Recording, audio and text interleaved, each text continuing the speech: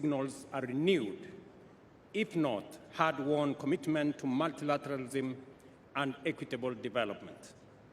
I welcome its emphasis on national ownership and sovereignty.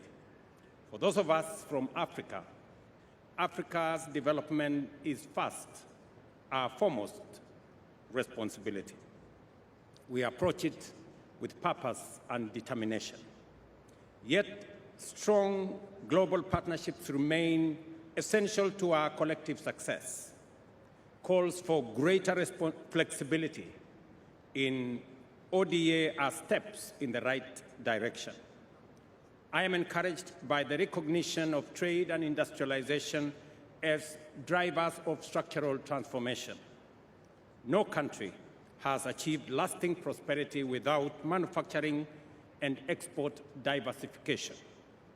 Africa is ready, poised, and prepared to become the next frontier of global production and innovation.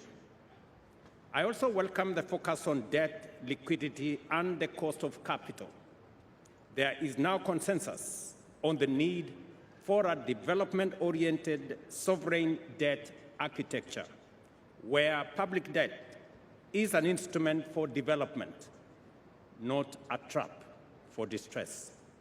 Additionally, effective debt management and crisis prevention, including debt transparency and responsible borrowing and lending, are key, while lowering borrowing costs and expanding fiscal space is essential for sustainable development. It is imperative to have debt sustainability and credit assessments that are accurate, objective, and long-term oriented. The independent expert review on debt, nature, and climate, Kenya co-led with Colombia, France, and Germany, exemplifies meaningful partnership for inclusive and sustainable growth. The outcome document also supports the global financing safety net, emphasizing governance reform at the IMF and mechanisms to facilitate easier access to precautionary instruments, lower lending rates, and better use of SDRs. The inclusion of SDRs rechanneling, support for capital adequacy framework, and efforts to incorporate multidimensional vulnerability into financial access signals real progress. What was once radical is now becoming mainstream. We finally have a consensus, ladies and gentlemen, on reforming the international financial architecture. This outcome document now calls for strengthening global economic governance by enhancing the voice and representation of developing countries in international financial institutions. Let us be clear. Without affordable capital and open markets, progress will stall. High debt premiums cannot be fixed by technical adjustments alone. Credit rating agencies also need to change their understanding of African economies. The Africa Credit Rating Agency is a crucial step in gaining a better understanding of Africa.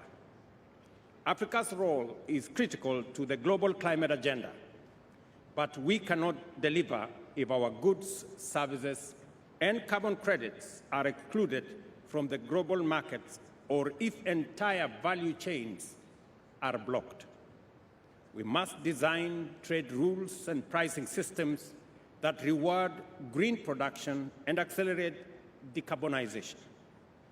Africa must be part of that solution, transforming green premiums into green discounts.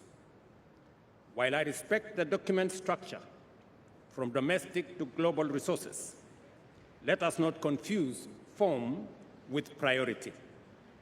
Public international finance remains indispensable. Africa is not asking for favors. We are asking for fairness, partnership, and investment.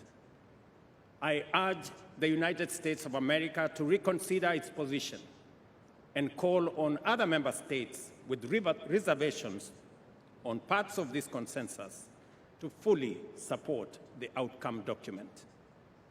The world's and Africa's futures are inseparable.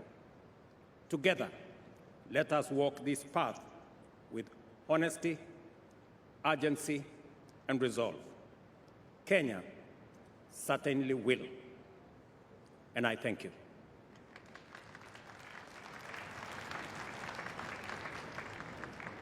Doy las gracias al señor jefe de Estado y jefe de Gobierno de la República de Kenia y